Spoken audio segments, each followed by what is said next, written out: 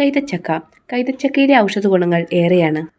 ആദ്യമായിട്ടാണ് എൻ്റെ ചാനൽ കാണുന്നതെങ്കിൽ ചാനൽ സബ്സ്ക്രൈബ് ചെയ്യുക, ഇഷ്ടപ്പെട്ടാൽ ലൈക്ക് ചെയ്യുക, കമൻറ്റ് ചെയ്യുക. കൈതച്ചക്ക ലോകത്ത് എല്ലായിടത്തും പ്രചാരത്തിലുള്ളതാണ്. ബ്രസീലാണ് ഇതിൻ്റെ ജന്മദേശം. കേരളത്തിലും കൈതച്ചക്ക വൻതോതിൽ കൃഷി ചെയ്യുന്നുണ്ട്. സിറപ്പുകളായും ജാമുകളായും ശീതപാനീയങ്ങളായും നമ്മൾ കൈതച്ചക്ക ഉപയോഗിക്കുന്നു. പഴുക്കാത്ത കൈതച്ചക്ക രുചികരമാണ്. ഇത് ഹൃദ്രോഗത്തിന് നല്ലതാണ്. പ്രമേഹമില്ലാത്തവർക്ക് പ്രത്യേകിച്ച് ദഹിക്കുവാൻ വിഷമമുള്ളതാണ് കൈതച്ചക്ക. കഫത്തെയും പിത്തത്തെയും വർദ്ധിപ്പിക്കുന്നു. അരുചി, തളർച്ച, ക്ഷീണം എന്നിവയെ മാറ്റും. വൃക്ക സംബന്ധമായ രോഗങ്ങൾക്ക് കൈതച്ചക്ക വളരെ നല്ലതാണ്. പ്രകൃതിദത്തമായ പൊട്ടാസ്യം ഇതിൽ ധാരാളം അടങ്ങിയിട്ടുണ്ട്. മൂത്രം വളരെ കുറച്ചു പോവുക, മൂത്രമൊഴിക്കും, കടച്ചിലുണ്ടാവുക എന്നീ രോഗാവസ്ഥയിൽ നല്ല ഫലം ലഭിക്കുന്നു. അമിതമായി പുകവലിക്കുന്നവർക്ക് പഴുത്ത കൈതച്ചക്ക വളരെ നല്ലതാണ്.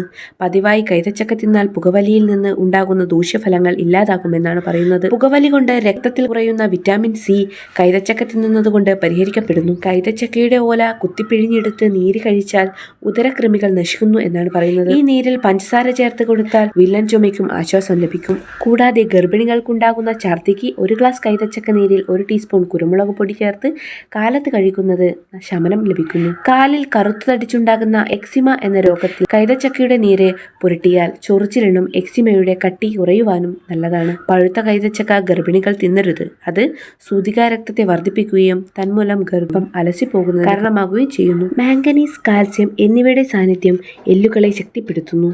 കൂടാതെ സന്ധിവാതം പോലുള്ള പ്രശ്നങ്ങൾ കുറയ്ക്കുവാനും സഹായിക്കുന്നു. കലോറി കുറഞ്ഞ നാരുകൾ ഉയർന്നതുമായതിനാൽ ഇത് ശരീരഭാരം കുറയ്ക്കാൻ ആഗ്രഹിക്കുന്നവർക്ക് നല്ലതാണ്. ആന്റി ഓക്സിഡന്റുകളാൽ സമ്പുഷ്ടമായതിനാൽ ക്യാൻസർ കോശങ്ങളുടെ വളർച്ചയെ തടയാൻ സഹായിക്കുന്നു. ആദ്യ 3 മാസം ഗർഭാവസ്ഥയിലുള്ളവർ തികച്ചും ഇത് ഒഴിവാക്കേണ്ടതാണ്. ഇനിയും ഇതുപോലുള്ള ഔഷധ ഗുണങ്ങൾ അറിയാൻ എൻ്റെ ചാനൽ സബ്സ്ക്രൈബ് ചെയ്യുക, ഇഷ്ടപ്പെട്ടാൽ ലൈക്ക് ചെയ്യുക, കമൻറ്റ് ചെയ്യുക.